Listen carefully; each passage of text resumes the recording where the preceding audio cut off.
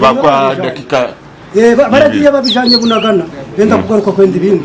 There are vehicles there which will take you to Nyakabande. Or you want to go back to Congo? Nyakabande, put your things outside here.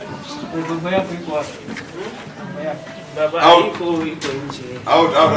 You take outside of it.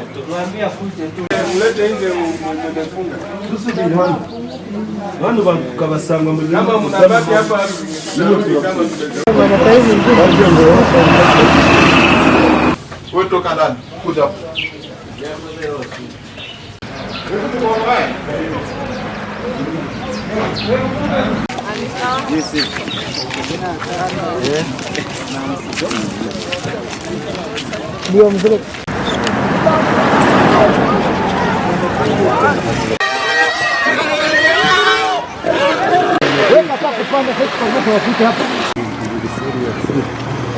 It is toilets here.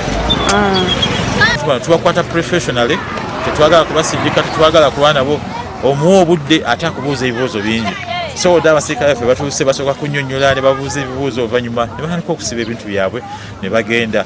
Exercise ejja kuba expensive kuba tukozesa amafuta mangi okusomba abantu bano okubatwala mu kampu. Ebintu ebimu mu bitundu bino bye twaggyemu abantu muno twabuteyo n'emmundu ezimu.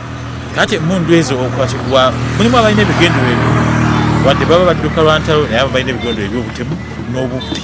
So abantu 107 jo betwatuusizza Nyakabande mu transit center era ne bawandiikibwa mu bitabo bya gavumenti nga abanoonya obubudamu. Ekyo kitukola bulungi. Abantu abawera 5,000 be bazzeeyo e Congo bo baaganye ne bagamba tebajja kuddamu ki mu kampu yaki eyabundabunda ne baddayo e Congo. Abamu nga pakidde ebintu ebiraba bagamba baddayo Congo bagenda pangisa mu tawuni y'Eshuru. Tetukinaako obuzibu.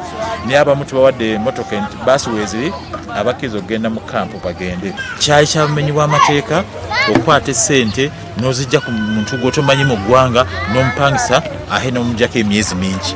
Kati awo bagenda kwesootinga bw'oba oziina baddise bw'oba toziina banaakubanja naye ffe ate tetujja gamba nti katulinde emyezi gyo giggweeyo. And then registration security screening yawedde dda kati ba new arrivals nga bw'obalaba baabo nabo tuli mugenda bakola security screening then tubatwale mu shelter tebalina okusula nga bw'olengera eri ku eri site tugenda kugaba emmere emirundi 3 edde.